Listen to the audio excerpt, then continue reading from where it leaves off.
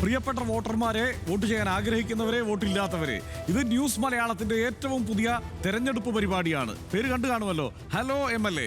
ഒരു ടാഗ്ലൈൻ കൂടിയുണ്ട്, പറഞ്ഞേ പറ്റൂ. നിങ്ങളുടെ MLAയോട് 4 വർത്താനം പറയണമെന്ന് നിങ്ങൾക്ക് തോന്നിയിട്ടില്ലേ?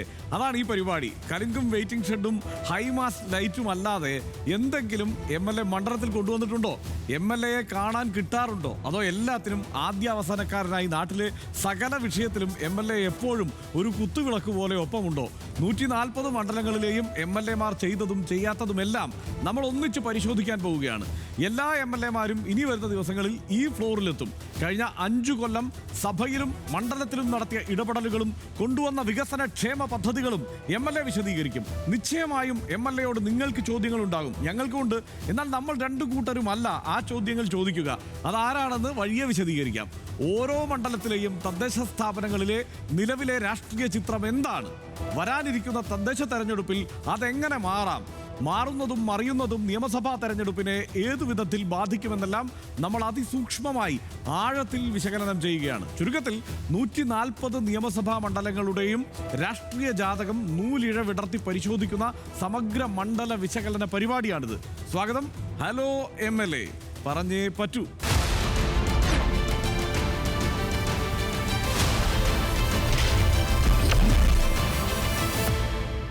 നമ്മുടെ രാഷ്ട്രീയ യാത്രകളെല്ലാം പര്യടനം തുടങ്ങുന്നത് അത്യുത്തര കേരളത്തിൽ നിന്നാണല്ലോ. അല്പം വ്യത്യസ്തമായി കുറച്ച് ഇപ്പുറത്ത് നിന്ന് സുദീർഘമായ ഈ യാത്ര നമ്മൾ തുടങ്ങുകയാണ്. പാലക്കാട് പട്ടണത്തിൽ നിന്ന് സുമാർ 15 കിലോമീറ്റർ തെക്ക് മാറി നെൽവയലുകളും തെങ്ങിൻ തോപ്പുകളും നിറഞ്ഞ സുന്ദരഭൂമി ചിറ്റൂരിനെ പറ്റിയാണ് ഹലോ MLA ഒന്നാം ഭാഗം. മലബാറിൻ്റെയും തമിഴ്നാടിൻ്റെയും നടുവിൽ ഭാഷാ സാംസ്കാരിക വൈവിധ്യങ്ങളുടെ ദേശമാണ് കോങ്ങൻ പടയുടെ നാട്. വില്യം ലോഗനെ പ്രലോഭിപ്പിച്ച വശ്യദേശ സൗന്ദര്യമാണ് ചിറ്റൂരിൻ്റേത്. 1957 നിലവിൽ വന്നപ്പോൾ ഇരട്ട മെമ്പർ മണ്ഡലമായിരുന്നു ചിറ്റൂർ. കോൺഗ്രസിന്റെ K ഈശ്വരനും CPIയുടെ ബാലചന്ദ്ര മേനോനും ഒരേ സമയം പ്രതിനിധീകരിച്ച മണ്ഡലം. ഇടതിനെയും വലതിനെയും മാറി മാറി തുണച്ച ചരിത്രമുണ്ടെങ്കിലും നിലവിൽ ഇടതിന്റെ ഉറച്ച കോട്ടയാണ് ചിറ്റൂർ. 5 തവണ K കൃഷ്ണൻകുട്ടിയെ നിയമസഭയിലേക്ക് അയച്ച മണ്ഡലമാണ് ചിറ്റൂർ. ഇന്ത്യൻ നാഷണൽ കോൺഗ്രസ് പ്രവർത്തകനായി തുടങ്ങി ജനതാ പാർട്ടിയിലൂടെ, സോഷ്യലിസ്റ്റ് ജനതയിലൂടെ, ജനതാദൾ സെക്യുലറിലൂടെ പ്രൗഢമായ പ്രവർത്തന പാരമ്പര്യമുള്ള ഉറച്ച സോഷ്യലിസ്റ്റ്. 1980, 82, 91, 2016, 21 വർഷങ്ങളിൽ ചിറ്റൂരിൽ നിന്ന് നിയമസഭയിലെത്തിയ K കൃഷ്ണൻകുട്ടി നമ്മുടെ വൈദ്യുതി വകുപ്പ് മന്ത്രി. K കൃഷ്ണൻകുട്ടി നേരിട്ട് ഉടൻ ഹലോ MLA ഫ്ലോറിലെത്തും. ഒരു അപ്രതീക്ഷിത അതിഥിയും വരും. അതിഥികളെത്തും മുമ്പ് ചിറ്റൂരിന്റെ ഇതുവരെയുള്ള ജാതകം നമുക്ക് സമഗ്രമായി നോക്കണമല്ലോ. ചിറ്റൂരിന്റെ മണ്ഡല ചിത്രം പരിശോധിക്കാം. ചിറ്റൂരിലെ ഏറ്റവും വലിയ ആഘോഷം എന്ന് പറയുന്നത് ചിറ്റൂർ ഭഗവതി ക്ഷേത്രത്തിലെ ഉത്സവമാണെന്നാണ് പറയുന്നത്. അപ്പോൾ കുംഭമാസത്തിലാണ് ഉത്സവം. താല്പര്യമുള്ളവർക്കൊക്കെ പോകാൻ കേട്ടോ. അപ്പോൾ ബാക്കി കാര്യങ്ങളൊക്കെ നമുക്ക് വിശദമായി പരിശോധിക്കാം. നേരത്തെ പറഞ്ഞല്ലോ, 1957 കേരളപ്പിറവിക്കൊപ്പം രൂപം കൊണ്ട മണ്ഡലമാണ് ചിറ്റൂർ മണ്ഡലം. പുനർനിർണയങ്ങളുടെ കാലത്തെല്ലാം ചില്ലറ കൂട്ടിച്ചേർക്കലുകളും വിഭജിച്ചു മാറ്റലുകളും ഒക്കെ ഉണ്ടായിട്ടുണ്ടെങ്കിലും അടിസ്ഥാന സ്വഭാവത്തിൽ മാറ്റം വരാതെ മണ്ഡലം ഇന്നോളം തുടർന്നു. CPIയിലെ P ബാലചന്ദ്ര മേനോനും കോൺഗ്രസിന്റെ K ഈശ്വരനുമായിരുന്നു ആദ്യത്തെ പ്രതിനിധികൾ. ഇടതുപക്ഷം ആകെ 9 തവണയും UDF 6 തവണയും ചിറ്റൂരിൽ നിന്ന് ജയിച്ചു വന്നിട്ടുണ്ട്. 1967 മുതൽ 1977 വരെ KA ശിവരാമഭാരതി ആയിരുന്നു MLA. സംയുക്ത സോഷ്യലിസ്റ്റ് പാർട്ടിയുടെ സ്ഥാനാർത്ഥിയായിരുന്നു ശിവരാമഭാരതി. ഇനി 1980 തെരഞ്ഞെടുപ്പിലാണ് K കൃഷ്ണൻകുട്ടി ചിറ്റൂർ മണ്ഡലത്തിൽ ആദ്യമായി മത്സരിക്കുന്നത്. ആ നിയമസഭയ്ക്ക് കഷ്ടിച്ച് 2 വർഷത്തെ ആയുസ് മാത്രമായിരുന്നു ഉണ്ടായിരുന്നത്. AK ആന്റണിയുടെയും KM മാണിയുടെയും കേരള കോൺഗ്രസിന്റെയും പിന്തുണ നഷ്ടമായതോടെ EK നായനാർ മന്ത്രിസഭയ്ക്ക് രാജിവെക്കേണ്ടി വന്നു എന്നതാണ് ചരിത്രം. 1982 വീണ്ടും തെരഞ്ഞെടുപ്പ് നടക്കുകയും K കൃഷ്ണൻകുട്ടി ചിറ്റൂരിൽ നിന്ന് വീണ്ടും മത്സരിച്ച് വിജയിക്കുകയും ചെയ്തു. എന്നാൽ 1987 ലോക് താന്ത്രിക് ജനതാദളിന്റെ സ്ഥാനാർത്ഥിയായി മത്സരിച്ച K കൃഷ്ണൻകുട്ടി കോൺഗ്രസിന്റെ KA ചന്ദ്രനോട് പരാജയപ്പെടുകയാണ് ഉണ്ടായത്. എന്നാൽ 1991 K കൃഷ്ണൻകുട്ടി വീണ്ടും ചിറ്റൂരിൽ നിന്ന് മത്സരിച്ച് വിജയിക്കുന്നുണ്ട്. 1996 2001 പക്ഷേ K കൃഷ്ണൻകുട്ടി മത്സരിച്ചെങ്കിലും വിജയിക്കാനായില്ല. പിന്നീട് 2011 മത്സരിക്കാതിരുന്ന K കൃഷ്ണൻകുട്ടി 2016 പിന്നീട് 2021 ചിറ്റൂരിൽ നിന്ന് മത്സരിച്ച് വിജയിച്ചു. തൊട്ടു മുമ്പ് നടന്ന തെരഞ്ഞെടുപ്പുകളിൽ എത്ര വോട്ട് ഓരോ മുന്നണിയും നേടി? മണ്ഡലത്തിലെ തദ്ദേശഭരണ സ്ഥാപനങ്ങൾ നിലവിൽ ഭരിക്കുന്നത് ആരെല്ലാമാണ്? ഇതുകൂടി പരിശോധിച്ചാൽ നമുക്ക് ഈ മണ്ഡലത്തിന്റെ രാഷ്ട്രീയ ചിത്രം അല്പം കൂടി വ്യക്തമാകും. നമുക്കത് നോക്കാം. കഴിഞ്ഞ നിയമസഭാ തെരഞ്ഞെടുപ്പിലെ LDF, UDF, NDA വോട്ട് നിലയാണ് നമ്മൾ വിശദമായി നോക്കുന്നത്. കെ കൃഷ്ണൻകുട്ടി LDFന്റെ സ്ഥാനാർത്ഥിയായി മത്സരിച്ച് വിജയിച്ചു. 84,672 വോട്ടുകളാണ് കെ കൃഷ്ണൻകുട്ടി നേടിയത്. അതായത് 55.38%.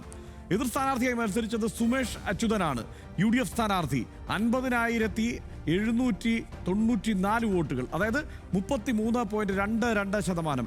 വി നടേശനാണ് BJP സ്ഥാനാർത്ഥിയായി മത്സരിച്ചത്. 14,458 വോട്ടുകളാണ് കിട്ടിയത്. 9.46% മാത്രമാണ് BJPക്ക് അവിടെ ആ തെരഞ്ഞെടുപ്പിൽ നേടാൻ കഴിഞ്ഞത് എന്നോർക്കണം. വലിയ ഭൂരിപക്ഷത്തിന്, അതായത് 33,878 വോട്ടുകളുടെ 33,878 വോട്ടുകളുടെ ഭൂരിപക്ഷത്തിനാണ് അവിടെ കെ കൃഷ്ണൻകുട്ടി വിജയിച്ചത്. ഇനി മണ്ഡലത്തിലെ തദ്ദേശ സ്ഥാപനങ്ങൾ നിലവിൽ ആരൊക്കെയാണ് ഭരിക്കുന്നത് എന്ന് നോക്കാം.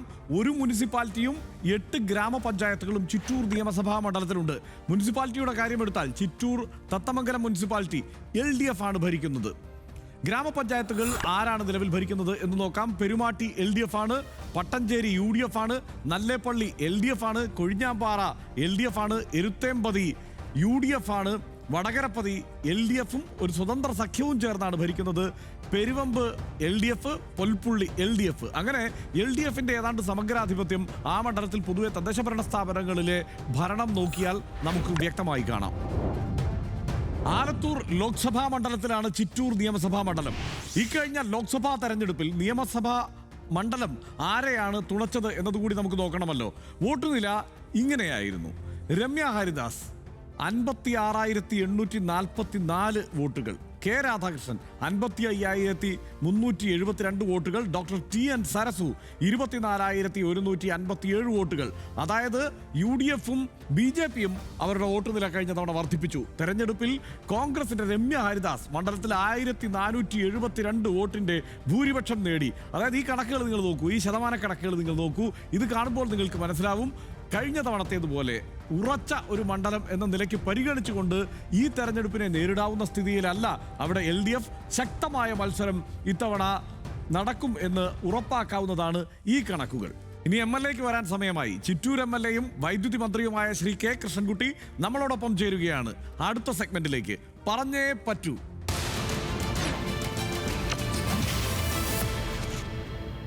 ഹലോ MLAയിൽ നമ്മൾ ആദ്യം പരിശോധിക്കുന്നത് ചിറ്റൂർ മണ്ഡലമാണ്.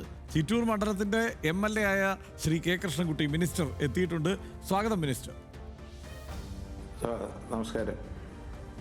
നമസ്കാരം. നമ്മളിപ്പോ ആദ്യം പരിശോധിക്കുന്ന മണ്ഡലമാണല്ലോ. 1980-ലാണ് ആ മണ്ഡലത്തെ പ്രതിനിധീകരിച്ചുകൊണ്ട് ശ്രീ കെ കൃഷ്ണൻകുട്ടി ചിറ്റൂർ മണ്ഡലത്തെ ആദ്യം പ്രതിനിധാനം ചെയ്തത്. പല തവണകളിലായി 21 കൊല്ലം ചിറ്റൂരിൽ നിന്ന് വിജയിച്ച് നിയമസഭയിലെത്തി. ഇപ്പോൾ 22ാം വർഷത്തിലേക്ക് കടക്കുകയാണ്. കഴിഞ്ഞ 2 തെരഞ്ഞെടുപ്പുകളിലും മണ്ഡലത്തിൽ നിന്ന് അങ്ങ് വിജയിച്ചു.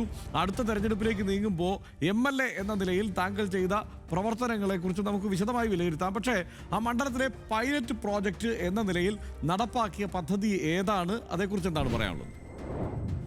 അല്ല, കുടിവെള്ള പദ്ധതിയും അതേപോലെ കൊഴിഞ്ഞാമ്പാറ, എരുത്തേമ്പതി, വടകരപ്പതി ഭാഗത്തുള്ള കൃഷിക്കുള്ള വെള്ളവും RBC നീട്ടിക്കൊണ്ടുപോയി RBCക്ക് മാത്രം 855 കോടി റുപ്യ, 895 കോടി റുപ്യ കിഫ്ബിയിൽ തന്നെ എടുത്തു. അതിന് വേണ്ടിയിട്ട് 855 കോടിയുടെ ആ വലിയ പദ്ധതിയാണ് ഏറ്റവും പ്രധാനപ്പെട്ട പദ്ധതിയായി അവതരിപ്പിക്കാൻ, പൈലറ്റ് പ്രോജക്റ്റായി അവതരിപ്പിക്കാനുള്ളത് ജലസേചന പദ്ധതി. തീർച്ചയായും ചിറ്റൂർ മണ്ഡലത്തിന് ഏറ്റവും വേണ്ടതും അതുതന്നെയാണല്ലോ. കർഷക മേഖലയായ ചിറ്റൂരിൻ്റെ ആവശ്യങ്ങൾ കണ്ടറിഞ്ഞ് തന്നെയാണ് ആ കുടിവെള്ളത്തിനും ജലസേചനത്തിനുമായുള്ള പദ്ധതികൾ ആവിഷ്കരിച്ച് നടപ്പാക്കിയത് എന്ന് തന്നെ നമുക്ക് വിലയിരുത്താം. അതിനപ്പുറം മണ്ഡലത്തിൽ നടത്തിയ മറ്റ് വികസന പ്രവർത്തനങ്ങളെക്കുറിച്ച് ചെറുതായിട്ട് ഒന്ന് വിശദീകരിക്കാം. 3035 കോടി ഉറുപ്പിയുടെ വികസനമാണ് ഇവിടെ നടത്തിയിരിക്കുന്നത് കേട്ടോ. കേരളത്തിൽ തന്നെ അപൂർവം മണ്ഡലത്തിൽ മാത്രമേ ഇത്രയും വലിയ വികസനം നടത്തിയിട്ടുള്ളൂ. ഞാനത് വിശദമായ ഓരോ ഹെഡിങ്ങിലുള്ളത് പറയാം. തീർച്ചയായും വായിച്ചോ.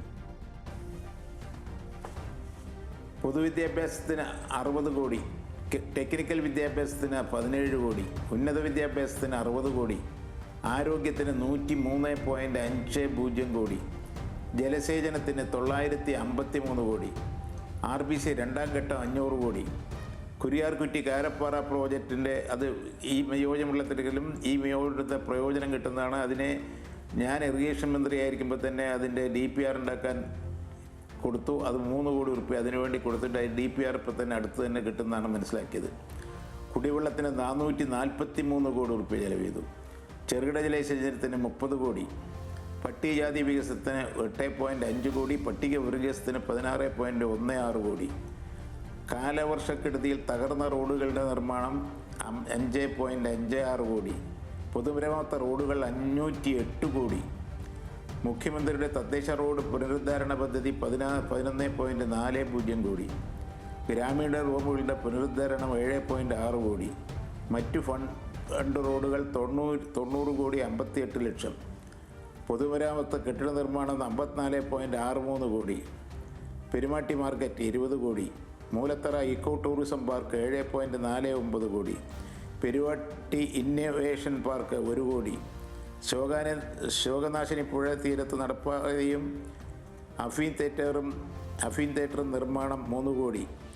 ജിംനേഷ്യം 1.2 കോടി. കളിസ്ഥലം സ്റ്റേഡിയം 8 കോടി. KICB 117 കോടിയുടെ വികസന പ്രവർത്തനം നടത്തിയിട്ടുണ്ട്. അങ്ങനെ ജ്യോതി 2.14 കോടി. ഹൈമാസ്റ്റ് ലൈറ്റ് മിനി 2 കോടി. ആംബുലൻസിന് 50 ലക്ഷം. സ്കൂൾ ബസ്സിന് 1 കോടി. ടോട്ടൽ 3035 കോടി രൂപയുടെ വികസനം. അതായത് ഹൈമാസ് ലൈറ്റുകളുടെ കാര്യം അവസാനമാണ് പറഞ്ഞത്. അതിനപ്പുറത്ത് ധാരാളം പദ്ധതികൾ ആ മണ്ഡലത്തിലേക്ക് കൊണ്ടുവന്നിട്ടുണ്ട് എന്ന് തന്നെയാണ് ഇപ്പോൾ മിനിസ്റ്റർ അവകാശപ്പെടുന്നത്. തീർച്ചയായും അത് നമുക്ക് വിശദമായി പരിശോധിക്കേണ്ടതുണ്ട്. അതിലേക്ക് നമുക്ക് പോകാം. ഇനിയാണ് നേരത്തെ പറഞ്ഞ സസ്പെൻസ്. മിനിസ്റ്ററോട് കൂടുതൽ ചോദ്യങ്ങൾ ചോദിക്കണം എന്നെനിക്കുണ്ട്. പക്ഷേ ചോദ്യങ്ങൾ കൂടുതൽ തൊടുക്കാൻ അർഹതയുള്ള, കൂടുതൽ യോഗ്യതയുള്ള, ഉത്തരവാദിത്വമുള്ള ഒരാൾ ഈ പരിപാടിയുടെ എല്ലാ എപ്പിസോഡുകളിലും എത്തും. അടുത്ത ഭാഗത്തേക്ക്, ഈ പരിപാടിയുടെ ഏറ്റവും പ്രധാനപ്പെട്ട ഭാഗത്തേക്ക് നമുക്ക് നീങ്ങാം, ചോദിക്കാനും പറയാനും.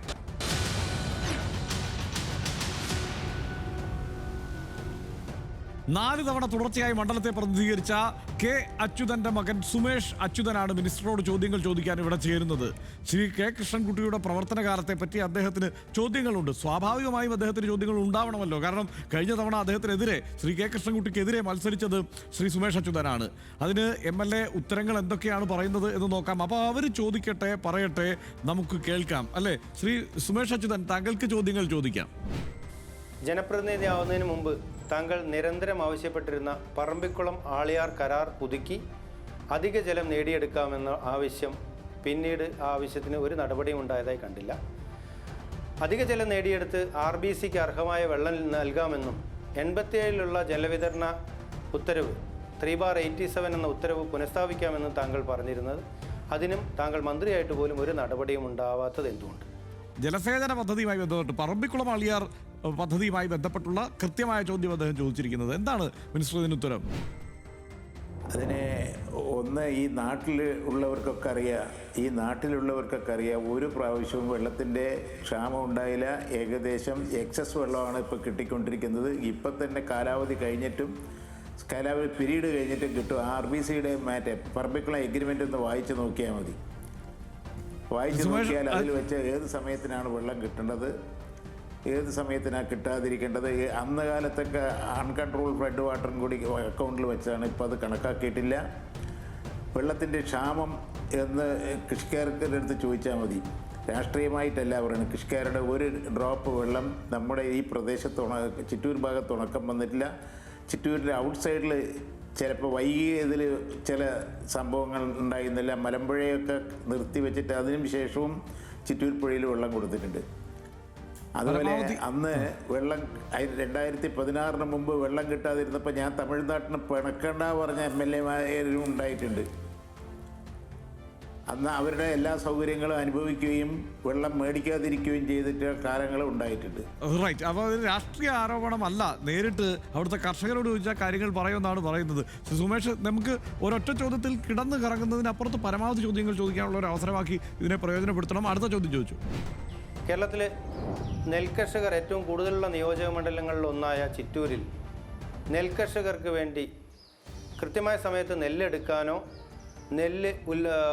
സംഭരിച്ച നെല്ലിന് കൃത്യമായ സമയത്ത് വില നൽകാനോ, നെല്ല് വില ഉയർത്താനോ താങ്കൾ ഇതുവരെ ആവശ്യപ്പെടാതിരുന്നത് എന്തുകൊണ്ട്? നല്ലൊരു പ്രശ്നമാണ്. ശ്രീ കെ കൃഷ്ണൻകുട്ടി. ആവശ്യപ്പെടേണ്ട സ്ഥലത്തൊക്കെ ആവശ്യപ്പെട്ടിട്ടുണ്ട്. ഒരു കാര്യം മനസ്സിലാക്കണം, അതിന് മുമ്പ് 2016 മുമ്പ് ഈ സംഭവമേ ഉണ്ടായിട്ടില്ല, അങ്ങനെ ഉണ്ടായിട്ടില്ല. അതൊക്കെ ഇപ്പോൾ നമുക്ക് കൊടുക്കാനും ഇപ്പോൾ 1200 കോടി ഉറുപ്പ്യ കേന്ദ്ര ഗവൺമെൻറ് തരാനുണ്ടായിട്ടും കടമെടുത്തിട്ടാണ് നമ്മൾ കൃഷിക്കാർക്ക് കൊടുത്തത്. നെല്ലുവില കൂട്ടാൻ ഉള്ള സ്വാമിനാഥൻ കമ്മീഷൻ റിപ്പോർട്ട് നടപ്പാക്കണം എന്നുള്ള ആഗ്രഹമാണ്. അതിന് ബന്ധപ്പെട്ടവരായിട്ട് സംസാരിച്ചുകൊണ്ടിരിക്കുന്നുണ്ട്. ഇപ്പോൾ ഒരു തീരുമാനം അടിയന്തരമായി ഉണ്ടാവും. വൈകാതെ തീരുമാനം ഉണ്ടാകും. ശ്രീ സുമേഷ്, അടുത്ത ചോദ്യത്തിലേക്ക്. 3 വർഷം മുമ്പ് പണി പൂർത്തിയായ 5 മൈക്രോ ഇറിഗേഷൻ പദ്ധതികൾ പൂർണ്ണമായി പരാജയപ്പെട്ടിട്ടും RB കനാൽ നിർമ്മിച്ച് അതിൽ മൈക്രോ ഇറിഗേഷൻ പദ്ധതി നടപ്പിലാക്കും എന്ന് പറയുന്നത് എന്തുകൊണ്ട്? മിനിസ്റ്ററുടെ അവകാശവാദങ്ങൾക്ക് അപ്പുറത്ത് ചോദ്യങ്ങളുണ്ട്, കേട്ടല്ലോ. അത് പരാജയപ്പെട്ടവരൊന്നും അവിടുത്തെ കൃഷിക്കാർ പറഞ്ഞാൽ കേട്ടില്ല. അവിടുത്തെ കൃഷിക്കാർ രാഷ്ട്രീയമായി അതിനെ എതിർപ്പൊന്നുമെങ്കിലും ഓരോ ചെടിൻ്റെ ചുവട്ടിലും വെള്ളം എത്തിക്കുന്നത് അങ്ങനെയാണ്. ഇപ്പോൾ മൈൻ ഇറിഗേഷൻ കിറ്റിൽ നിന്ന് മാറി മൈൻ ഇറിഗേഷനിലേക്ക് എടുക്കാനുള്ള നടപടിക്രമങ്ങളും പൂർത്തിയാക്കിയിട്ടുണ്ട്. അതിപ്പോൾ അവിടുത്തെ കൃഷിക്കാർ പറയട്ടെ. കൃഷിക്കാർ പറയില്ല. കൃഷിക്കാർ എന്നാൾ എനിക്ക് അവർ സ്വീകരണവും കൂടി തന്നതാണ്. എല്ലാ ചെടിൻ്റെ ചുവട്ടിലും ആവശ്യത്തിന് വെള്ളം എത്തിച്ചത് ഇങ്ങനെ ഒരു സ്വപ്നം പോലും പഴയ MLA-മാരൊന്നും കണ്ടിട്ടില്ലല്ലോ. 25 കോടി ഉറുപ്പ്യയാണ് ഏകദേശം 400ഓളം കൃഷിക്കാർക്ക് അതിൻ്റെ ഗുണം കിട്ടിയത്. അതിൻ്റെ ഫലമായി ഈൽഡ് വർദ്ധിക്കും. വെള്ളം വളരെ കുറച്ചേ ആവശ്യമുള്ളൂ. ഇതൊക്കെ ആ മൈക്രോ ഇറിഗേഷൻ്റെ ഗുണമാണ്. റൈറ്റ്, അതായത് കർഷകരോട് ചോദിക്കൂ നിങ്ങൾ എന്നാണ് ശ്രീ സുമേഷ്. കർഷകരോട് ചോദിക്കൂ എന്നാണ് പറയുന്നത്. രാഷ്ട്രീയ ആരോപണങ്ങൾ പാടില്ല എന്നും ആ രാഷ്ട്രീയ ആരോപണങ്ങളുടെ സ്വഭാവത്തിലാണെങ്കിൽ കൂടി അടുത്ത ചോദ്യത്തിലേക്ക് നമുക്ക് പ്രവേശിക്കാം. ചിറ്റൂരിലെ യുവജനങ്ങൾക്ക് തൊഴിൽ ലഭ്യമാക്കുന്ന സ്ഥാപനങ്ങൾ തുടങ്ങുമെന്ന് താങ്കൾ വാഗ്ദാനം ചെയ്തിരുന്നു. പക്ഷേ താങ്കൾ മന്ത്രിയായിട്ട് പോലും ചിറ്റൂരിലെ യുവജനങ്ങൾക്ക് തൊഴിൽ ലഭിക്കുന്ന ഒരു സ്ഥാപനം പോലും ഉണ്ടാക്കാൻ കഴിയാതിരുന്നത് എന്തുകൊണ്ട്? തൊഴിലില്ലായ്മ, ആ മണ്ഡലത്തിലെ തൊഴിലില്ലായ്മയാണ് പ്രശ്നം. മിനിസ്റ്റർ പറഞ്ഞോ. അല്ലേ, എംപ്ലോയ്മെൻറ്റ് ഡെബിലിറ്റി സെൻറ്റർ പറഞ്ഞത് കേരളത്തിൽ തന്നെ 2 ഉണ്ടായിട്ടുള്ളൂ. ആദ്യം തുടങ്ങിയത് പേരാമ്പ്രയും ചിറ്റൂരുമാണ്. അതിൻ്റെ ഫലമായി 1000 അന്ന് തന്നെ ഉണ്ടാക്കിയ ഒരു കൊല്ലത്തിനുള്ളിൽ തന്നെ 1000 ആളുകൾക്ക് പ്ലേസ്മെൻറ്റ് കിട്ടി. ഇപ്പോൾ ഒരു 3000 ആളുകൾക്ക് അതിൻ്റെ പ്ലേസ്മെൻറ്റ് കിട്ടാനുള്ള സാധ്യതയുണ്ട്. ഇപ്പോൾ 2000 ആയിക്കഴിഞ്ഞു. ഓരോ സ്കില്ലിൻ്റെ ട്രെയിനിങ് നടത്തി എന്നിട്ട് ഇവിടുത്തെ ഫാക്ടറികൾക്കും മറ്റേ സർക്കാരിനും വേണ്ട ഉദ്യോഗസ്ഥന്മാർക്ക് ട്രെയിനിങ് കൊടുക്കുന്ന ഒരു ഏർപ്പാട് ചെയ്തത് ഇവിടെയാണ് എംപ്ലോയബിലിറ്റി സെൻറ്റർ. അത് വളരെ ഭംഗിയായിട്ട് മാതൃകയായിട്ട് പ്രവർത്തിക്കുന്നു. അപ്പോൾ ആ ആരോപണത്തെയും അദ്ദേഹം നിഷേധിക്കുകയാണല്ലോ ശ്രീ സുമേഷ്. അടുത്ത ചോദ്യത്തിലേക്ക് പോകാം പെട്ടെന്ന്. താങ്കളുടെ വകുപ്പിന് കീഴിലുള്ള അനർട്ടിൽ നടക്കുന്ന അഴിമതികളെക്കുറിച്ച് ബഹുമാനപ്പെട്ട മുൻ പ്രതിപക്ഷ നേതാവ് 9 ചോദ്യങ്ങൾ താങ്കളോട് ചോദിച്ചിരുന്നു. ആ 9-ൽ ഒരു ചോദ്യത്തിന് പോലും താങ്കൾ എന്തുകൊണ്ടാണ് മറുപടി പറയാത്തത്? അഴിമതി ആരോപണത്തിലേക്ക് കൂടിയാണ് ശ്രദ്ധ ക്ഷണിക്കുന്നത്. എന്തുകൊണ്ടാണ് താങ്കൾ മറുപടി പറയാതിരുന്നത്? അനർട്ട് സെപ്പറേറ്റ് ഒരു ബോഡിയാണ്. അതിനെ അന്വേഷിക്കാൻ വേണ്ടി വൈദ്യുതി വകുപ്പിൻ്റെ അഡീഷണൽ ചീഫ് സെക്രട്ടറിക്ക് കൊടുത്തിട്ടുണ്ട്, പോലീസിന് കൊടുത്തിട്ടുണ്ട്, മുഖ്യമന്ത്രിക്ക് അതിൻ്റെ അനുമതി വേണം പറഞ്ഞ് ആവശ്യപ്പെട്ടിട്ടുണ്ട്. അടിയന്തരമായി അതിൻ്റെ നടപടി ഉണ്ടാകും എന്നാണ്. അതിൽ ഒരാളെയും സംരക്ഷിക്കുന്ന പണിയേ ഇല്ല. ഓരോ സ്ഥാപനത്തിലിരുന്ന് കട്ടുമുഴിക്കുന്ന പോലെ അല്ലല്ലോ ഇത്. അതൊന്നും ജീവിതത്തിൽ ഉണ്ടാവില്ല. അത് തീർച്ചയായിട്ടും ആ അനർട്ടിൻ്റെ ഉദ്യോഗസ്ഥൻ എന്തെങ്കിലും തെറ്റിയതിനെ അന്വേഷിക്കാൻ ഒരു നിയമ സംവിധാനമുണ്ട്.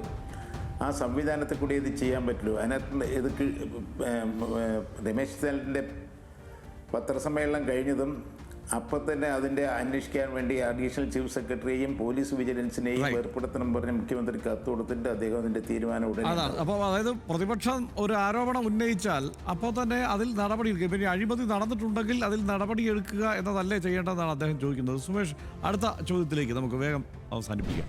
കേരളത്തിൽ ഉടനീളമുണ്ടായ പാതിവല തട്ടിപ്പ് ചിറ്റൂർ നിയോജക മണ്ഡലത്തിൽ താങ്കളുടെ ഓഫീസ് കേന്ദ്രീകരിച്ചും താങ്കളുടെ സ്റ്റാഫിൻ്റെ വീട്ടിൽ രജിസ്റ്റർ ചെയ്ത സൊസൈറ്റി കേന്ദ്രീകരിച്ചുമാണ് ഉണ്ടായത്.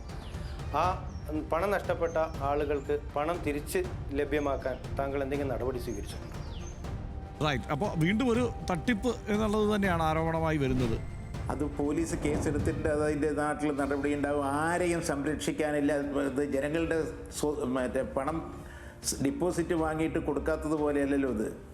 ഡിപ്പോസിറ്റ് വാങ്ങിയിട്ട് 1 കോടി ഉറുപ്പിക വെച്ചാൽ ഡിപ്പോസിറ്റുകാരൻ വന്നാൽ കൊടുക്കുന്നില്ല. സഹകരണ സംഘങ്ങളിൽ അനർഹമായ ലോൺ എടുത്ത് സർക്കാർ പിടിച്ചപ്പോൾ അത് തിരിച്ചടയ്ക്കാൻ പറഞ്ഞ് അതായത് പണം എടുത്തിട്ട് പോയി, എന്നിട്ട് തിരിച്ചടയ്ക്കാൻ പറഞ്ഞപ്പോൾ തിരിച്ചടച്ചു പറഞ്ഞ് രക്ഷപ്പെടുന്ന ആളുകളെ പോലെയല്ല. അതിൽ ഒരാളെയും സംരക്ഷിക്കുന്ന പതിവില്ല. അങ്ങനെ ആരെങ്കിലും ഉണ്ടെങ്കിൽ അത് വിജിലൻസ് അന്വേഷണമുണ്ടോ, അത് അന്വേഷണത്തിന് നടപടിയെടുക്കാനുള്ള നടപടി ഉണ്ടാവും. റൈറ്റ്. അപ്പോൾ എന്തായാലും ഇത് ആ ആരോപണങ്ങളിലെല്ലാം നടപടി ഉണ്ടാകും എന്നാണ് അദ്ദേഹം പറയുന്നത്. ശ്രീ സുമേഷ് അച്യുതൻ, സ്വാഭാവികമായും ധാരാളം ചോദ്യങ്ങൾ ഇനിയും താങ്കൾക്കുണ്ടാകും എന്ന് ഞങ്ങൾക്കറിയാം. പക്ഷേ നമുക്ക് വളരെ പരിമിതമായ സമയമാണ്. 10-24 മിനിറ്റിനുള്ളിൽ നമുക്ക് ഈ ഹലോ MLA ഓരോ മണ്ഡലവും പൂർത്തിയാക്കി പോകണമല്ലോ. അതുകൊണ്ട് നമ്മളിവിടെ തൽക്കാലം അവസാനിപ്പിക്കുകയാണ്. നന്ദി. ഹലോ MLAയിൽ താങ്കളുടെ എതിരാളിയായിരുന്ന ഇപ്പോഴത്തെ MLA, ഇപ്പോഴത്തെ വൈദ്യുതി മന്ത്രി കെ കൃഷ്ണൻകുട്ടിയോട് ഈ ചോദ്യങ്ങൾ ചോദിക്കാൻ എത്തിയതിന്. ശ്രീ കെ കൃഷ്ണൻകുട്ടി തീർച്ചയായും നമുക്കൊപ്പം തുടരുക തന്നെ ചെയ്യും. ആദ്യമേ പറഞ്ഞല്ലോ, നിങ്ങൾക്ക് നാട്ടുകാർക്ക് MLAയോട് 4 വർത്താനം പറയാനുണ്ടാകില്ലേ എന്നൊക്കെ, അല്ലെങ്കിൽ MLAയെ പറ്റി അഭിപ്രായം ഉണ്ടാവുമല്ലോ എന്ന്. ഞങ്ങളുടെ ക്യാമറകൾ ജനങ്ങളിലേക്ക് എത്തും. നാട്ടുകാർ, വോട്ടർമാർ ചിറ്റൂർ MLAയെ പറ്റി എന്ത് പറയുന്നു എന്നുള്ളത് നമുക്ക് കണ്ടുവരാം. നാട്ടുകാർ പറയുന്നത്. സുമേഷ് അച്യുതന്റെ ചോദ്യങ്ങൾക്ക് കണക്കുകൾ നിരത്തി കണിശതയാർന്ന മറുപടിയാണ് മന്ത്രി കെ കൃഷ്ണൻകുട്ടി നൽകിയത്. ഇനി മണ്ഡലത്തിലെ വോട്ടർമാർക്ക് എന്താണ് അവരുടെ ജനപ്രതിനിധിയെക്കുറിച്ച് പറയാനുള്ളത് എന്ന് കേൾക്കാം. Woakes pop. വികസനമൊക്കെ നല്ല വികസനം പറയാനില്ല. കഴിഞ്ഞ പ്രാവശ്യം ഈ പ്രാവശ്യം നല്ല വികസനമാണ്. നല്ല ആര് എന്തൊക്കെ നല്ലത് ചെയ്തിരിക്കണം അവരെന്തായാലും മുന്നേറിക്കൊണ്ട് വരും വിചാരിച്ചു. എല്ലാ വികസനങ്ങളും വെള്ളത്തിനും കറണ്ടിനും ഒന്നും ഒരു ഇതുമില്ല. എല്ലാം അവിടെയുണ്ട്. ഇല്ലാത്തവിടെയും പോലും വെള്ളം കറണ്ടൊക്കെ വന്നിട്ടുണ്ട്. സാധ്യത വികസനം നല്ല വികസനം തന്നെ. നല്ല നല്ല ഡെവലപ്മെന്റ് ഉണ്ട് സ്ഥലങ്ങളാണ്. BJP അതായത് LDF തന്നെയാണ് ഇവിടെ ഉള്ള ഇത്. ഇപ്പോഴത്തെ മന്ത്രി അതിനുള്ള പ്രവർത്തനങ്ങളൊക്കെ നല്ല രീതിയിൽ തന്നെ ചെയ്യുന്നുണ്ട്. ആൾക്ക് ജനങ്ങളുടെ വലിയൊരു പിന്തുണയുണ്ട്. അതുകൊണ്ട് എന്തായാലും മൂപ്പർക്ക് തന്നെയാണ് ചാൻസ്. LDF തന്നെയാണ് ഇപ്പോഴത്തെ നോക്കുമ്പോൾ അവർക്കാണ് ചാൻസ്. പിന്നെ പലരും പലതും പറയും, പറയാൻ പറ്റില്ല. എങ്ങോട്ട് വേണമെങ്കിൽ തിരിയാം. കാരണം 2 ഭരണമായില്ലേ. ഇപ്പോൾ അതെ, ജനങ്ങൾക്ക് മടുത്തു തുടങ്ങി. തിരിയാം. UDF എന്തായാലും വരില്ല. ഇതുവരെ അങ്ങനെയാണുള്ളത്. അതിനുള്ള സാധ്യത കുറവാണ്. LDF വരാനുള്ള ചാൻസ് ഉള്ളൂ. ഒരു ചാൻസ് ഒന്നും പറയാൻ പറ്റില്ല. എന്താണെന്ന് ഒരു പിടുത്തമില്ല. ഓരോ മനുഷ്യൻ്റെ കയ്യിലാണല്ലോ. മാറ്റം വരാൻ തോന്നില്ല. മാറ്റമൊന്നും വരില്ല തോന്നുന്നു. UDF വരുള്ളൂ. അതായത് അങ്ങനെയാണ്. ഇവരുടെ നടപടി ശരിയല്ല. അത് LDF അല്ല, ആരെങ്കിലും ഒരാൾ വരും, അത്രയും. നമ്മൾ 3 ആളിനും ഒന്നും പറയാൻ പറ്റില്ല. 3 പേരും മനുഷ്യന്മാരാണ്. ആര് വന്നാലും നല്ലത് ചെയ്യണം, അത്രയേ ഉള്ളൂ പറയാൻ പറ്റില്ല. കണ്ടാൽ നമ്മൾ ആരിനെയും കുറ്റം പറയില്ല. എൻ്റെ അഭിപ്രായത്തിൽ ഞാൻ ആരിനെയും കുറ്റം പറയില്ല. എല്ലാവരും നല്ലവർ തന്നെ. ആര് ജയിച്ചാലും അവർ നല്ലത് ചെയ്യും, അത്രയേ പറയാൻ പറ്റും. നമ്മൾ 3 ആളിനെയും ഒന്നും പറയില്ല. ഒരൊറ്റ ചോദ്യം കൂടി എനിക്കുണ്ട് ശ്രീ കെ കൃഷ്ണൻകുട്ടിയോട്. മന്ത്രിയോട് നേരിട്ടുള്ള ഒരു ചോദ്യമാണ്. കഴിഞ്ഞ 10 തവണ അസംബ്ലിയിലേക്ക് മത്സരിച്ചിട്ടുണ്ട്. 11ാം അംഗത്തിന് തയ്യാറാണോ? അടുത്ത തവണ മത്സരിക്കാനുണ്ടോ? അത് ഞാനല്ല തീരുമാനിക്കുന്നത്. കഴിഞ്ഞത്രയും ഒഴിവാകണമെന്നാണ് ആഗ്രഹം. അധികം ഒഴിയണമെന്നാണ് ആഗ്രഹം. തീർച്ചയായും പലതും വായിച്ചെടുക്കാവുന്ന ഉത്തരമാണ് താങ്കൾ പറഞ്ഞത്. എന്തായാലും നന്ദി. ഈ ഹലോ MLAയുടെ ആദ്യ എപ്പിസോഡിൽ തന്നെ പങ്കെടുത്തതിന്. വളരെ രസകരമായ ഒരു വെളിപ്പെടുത്തൽ എന്ന് തന്നെ വേണമെങ്കിൽ പറയാവുന്ന കാര്യമാണിത്. കാരണം ഇനി മത്സരിക്കാൻ താല്പര്യമില്ല എന്ന് അദ്ദേഹം പറയുമ്പോൾ തന്നെ പാർട്ടിയാണ് അന്തിമ തീരുമാനം കൈക്കൊള്ളേണ്ടത് എന്നതുകൂടി അദ്ദേഹം പറഞ്ഞു വയ്ക്കുന്നുണ്ട്. വീണ്ടും മത്സരിക്കാനുള്ള സാധ്യത വളരെ കുറവാണ് എന്ന് തന്നെയാണ് അദ്ദേഹം ന്യൂസ് മലയാളത്തോട് സ്ഥിരീകരിച്ചിരിക്കുന്നത്. അടുത്ത തെരഞ്ഞെടുപ്പിൽ ചിറ്റൂർ മണ്ഡലത്തിൽ ആരൊക്കെയാകും സ്ഥാനാർത്ഥികൾ എന്നത് തന്നെയാണ് സ്വാഭാവികമായും അവിടുത്തെ വോട്ടർമാരും പൊതുവെ പ്രേക്ഷകരും അറിയാൻ ആകാംക്ഷയോടെ കാത്തിരിക്കുന്നത്. കെ കൃഷ്ണൻകുട്ടി മത്സരിക്കാൻ സാധ്യത കുറവാണെന്ന് അദ്ദേഹം തന്നെ പറഞ്ഞു. അങ്ങനെയെങ്കിൽ LDFന്റെ സ്ഥാനാർത്ഥികളായി ആരെല്ലാം ആയിരിക്കും വരാൻ സാധ്യതയുള്ളത്? വി മുരുകദാസ്, കെ നാരായണൻകുട്ടി, ഈ 2 പേരുകളാണ് നമുക്കിപ്പോൾ അവിടുത്തെ വോട്ടർമാർക്ക് മുന്നിലും പ്രേക്ഷകർക്ക് മുന്നിലും വയ്ക്കാനുള്ളത്. ഇതിൽ വി മുരുകദാസ് ചിറ്റൂർ ബ്ലോക്ക് പഞ്ചായത്ത് പ്രസിഡന്റാണ്. ഒപ്പം തന്നെ കെ നാരായണൻകുട്ടി കെ കൃഷ്ണൻകുട്ടിയുടെ മകൻ കൂടിയാണ്. ഇവരായിരിക്കാൻ ആണ് സാധ്യത LDFന്റെ സ്ഥാനാർത്ഥി. അങ്ങനെയാണെങ്കിൽ UDFന്റെ സ്ഥാനാർത്ഥികൾ ആരെല്ലാമാണ് ആ സാധ്യതാ പട്ടികയിലുള്ളത്? സുമേഷ് അച്യുതൻ തന്നെയാണ് ആദ്യത്തെ സാധ്യത. കഴിഞ്ഞ തവണ അദ്ദേഹം മത്സരിച്ചതാണ്, കെ അച്യുതന്റെ മകൻ. അതുപോലെ തന്നെ രണ്ടാമത്തെ സാധ്യത DCC പ്രസിഡന്റായ തങ്കപ്പനാണ്. അദ്ദേഹമായിരിക്കും ഒരുപക്ഷെ അവിടെ നിന്ന് മത്സരിക്കാൻ സാധ്യതയുള്ള രണ്ടാമത്തെ പേരുകാരൻ. ഈ 2 പേരുകളിൽ നിന്ന് ഒരാളെ തെരഞ്ഞെടുക്കാനാണ് UDFന്റെ സാധ്യത. ചിറ്റൂർ മണ്ഡലത്തെ പറ്റി, കെ കൃഷ്ണൻകുട്ടി ചിറ്റൂരിനെ പ്രതിനിധീകരിച്ച കാലത്തെ പറ്റി വിശദമായി തന്നെ നമ്മൾ പറഞ്ഞുപോയി. ജനങ്ങൾ എന്ത് ചിന്തിക്കുന്നു എന്ന പ്രതികരണങ്ങളും കണ്ടു. തദ്ദേശ തെരഞ്ഞെടുപ്പും അതിനുശേഷം ഉരുത്തിരിയുന്ന രാഷ്ട്രീയ സാഹചര്യങ്ങളും വരാനിരിക്കുന്ന നിയമസഭാ തെരഞ്ഞെടുപ്പിൽ നിർണായകമാകും. രാഷ്ട്രീയം അനുദിനം മാറിമറിയുകയാണല്ലോ. സാധ്യതകളും അഭിപ്രായങ്ങളും തീർപ്പുകളും വിധികളും പ്രവചനങ്ങളും മാറിമറിയാം. അടുത്ത ദിവസം മറ്റൊരു മണ്ഡലത്തിന്റെ സമഗ്ര സമ്പൂർണ്ണ ചിത്രം കാണാം ഹലോ MLAയിൽ. ചോദ്യങ്ങൾ കാത്തിരിക്കുന്നു, ഉത്തരം പറഞ്ഞേ പറ്റൂ. നമ്മളിത് തുടരും, കാത്തിരിക്കുക.